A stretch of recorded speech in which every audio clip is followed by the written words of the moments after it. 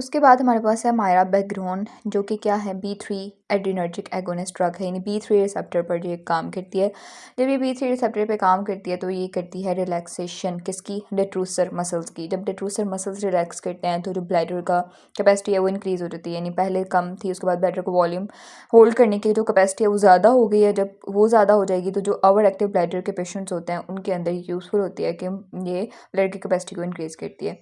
Adverse effects में इसके अंदर क्या आ जाएगा, इसके अंदर आ जाएगा कि ये जो है वो डिजॉक्सिन जो होता है ना उसके लेवल को इंक्रीज़ करती है। कैसे कि ये जो है CYP2D6 एंजाइम को इनहिबिट करती है जो कि डिजॉक्सिन को मेटाबोलाइज करता है, तो अल्टीमेटली डिजॉक्सिन का लेवल ज़्यादा हो जाता है। जब डिजॉक्सिन का लेवल ज़्यादा होगा तो एंटी एरिथमिक इफेक्ट्स आएंगे, यानी एरिथमिया वाले इफेक्ट्स आएंगे। Sorry, should not be used with the patients, कि इन पेशेंट्स के अंदर नहीं यूज़ करना चाहिए जो कि अनकंट्रोल्ड हाइपरटेंशन के हों, यानी जिनके अंदर हाइपरटेंशन होना उनके अंदर हम मायराबैग्रोन को यूज़ नहीं करते, क्योंकि उनके अंदर देखा गया कि एडवर्स इफेक्ट्स आना शुरू हो जाते हैं इस ड्रग के यूज़ की वजह से। सो डिजॉक्सिन के लेवल को इंक्रीज़ करती है और अनकंट्रोल हाइपरटेंशन के पेशेंट्स के अंदर नहीं यूज़ करना चाहिए। उसके बाद हमारे पास है इनडायरेक्ट एक्टिंग एड्रीनर्जिक एगोनिस्ट, यानी इनडायरेक्टली ये जो है वो सिंपैथेटिक नर्वस सिस्टम की एक्टिविटी को इंक्रीज़ करेंगे। कैसे इंक्रीज़ करेंगे, ये 3 तरीके होते हैं, ठीक है, मेनली जिनके थ्रू जो है वो इनडायरेक्टली सिंपैथेटिक नर्वस सिस्टम की एक्टिविटी को ज़्यादा किया जाता है। पहला कि रिलीज़ को ज़्यादा किया जाता है, दूसरा कि जो उसके अपटेक हो रहा था ना, रीअपटेक सिनैप्स के अंदर, उसको इनहिबिट करेंगे। तीसरा ये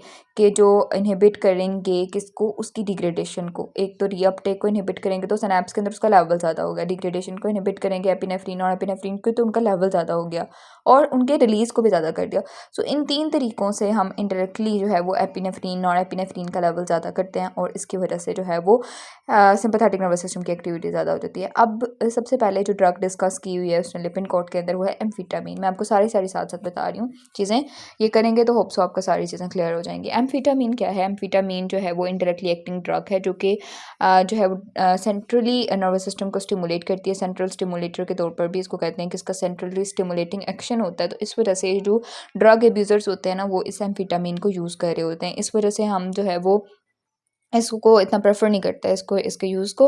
अब ये क्या करते हैं कि इंक्रीज़ करती है बीपी को, क्योंकि ज़ाहिर सी बात है सिंपैथेटिक नर्वस सिस्टम वाले काम करेगी ना, जब वो काम करेगी तो अल्फा 1 रिसेप्टर पे काम करेगी, अल्फा 1 एगोनिस्ट एक्शन आएगा, वेसोप्रेसिव इफेक्ट आएगा, यानी बीपी इंक्रीज़ करेगा, ठीक है।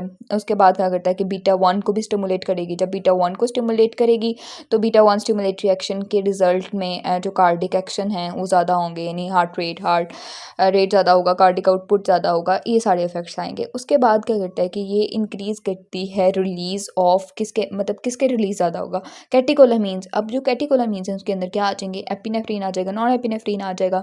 अब इसके अलावा डोपामीन का रिलीज़ भी ज़्यादा होता है और नॉन एपिनेफ्रिन का रिलीज़ भी ज़्यादा हो रहा है। That's it for amphetamine.